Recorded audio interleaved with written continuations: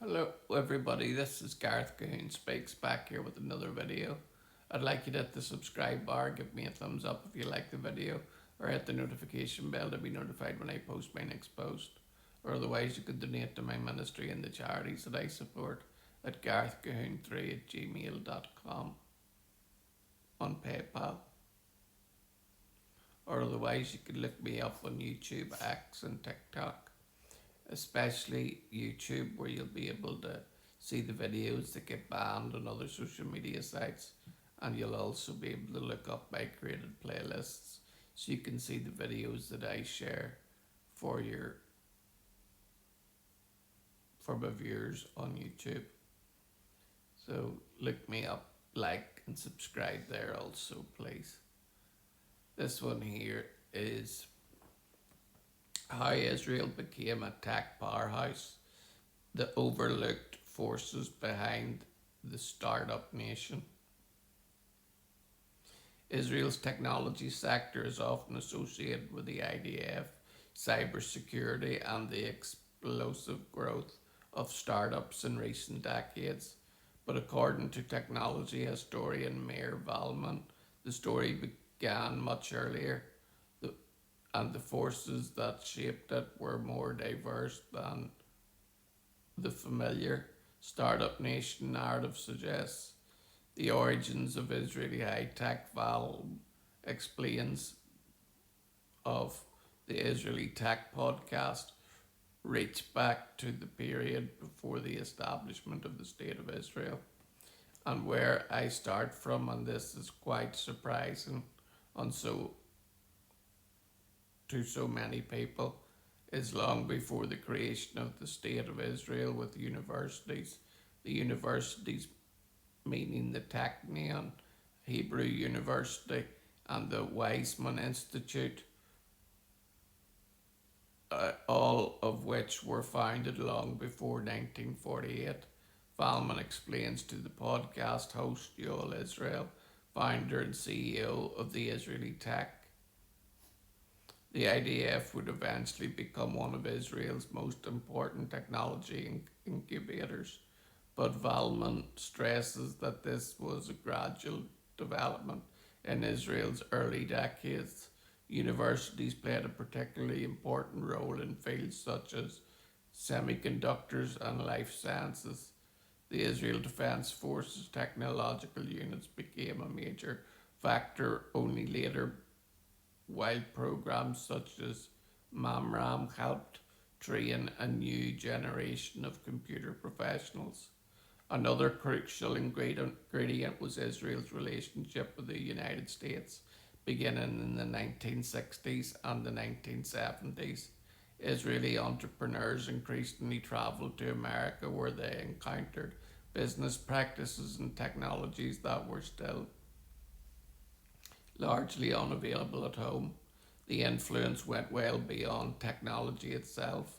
Almost everyone who was successful being an entrepreneur in Israel in the 70s and 80s had spent time in America, and they'd learned business skills there.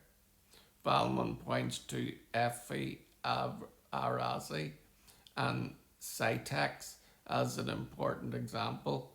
Arazi brought lessons from MIT and the American defense industry back to Israel, emphasizing sales and marketing, product design, and customer service, areas that were often neglected by technically orientated Israeli companies.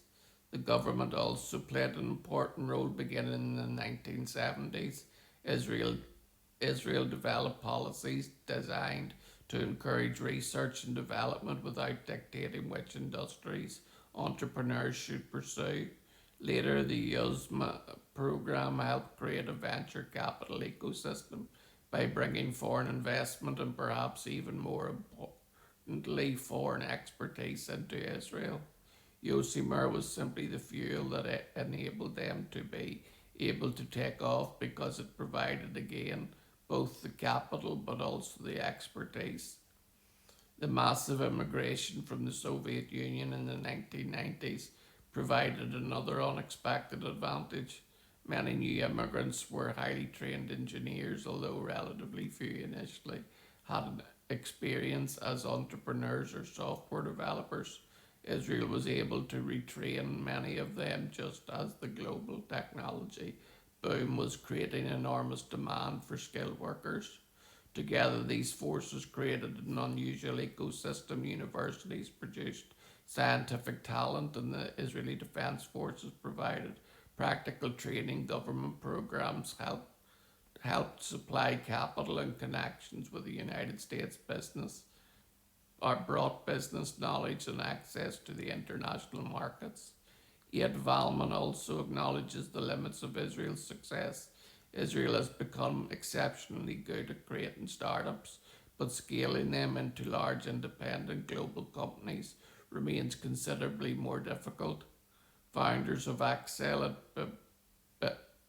at building a small founders who excel at building a small team and bringing an initial product to market may not necessarily want or know how to manage a large multinational organization. Israelis love creating new companies. They love the feeling of starting with a small team, working very hard, getting your MVP out there,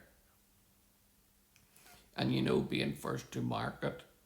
That's that's part of Israeli culture. The tension may be one of the most important questions facing in Israeli technology today. Can the culture and institutions that made Israel exceptionally good at launching companies also help it build the next generation of enduring global technology giants? Valman's history suggests that Israel's technology success was never the product of a single institution, government policy, or generation. Instead, it emerged over decades through the interaction of academia, the Israeli Defense Forces, government policy, immigration, American connections, and a distinct entrepreneurial culture was um, a big thing to do with the Israeli success. And let's hope that it can go on continuing be to be known as the number one startup nation. Shalom, Maranatha, and Hallelujah.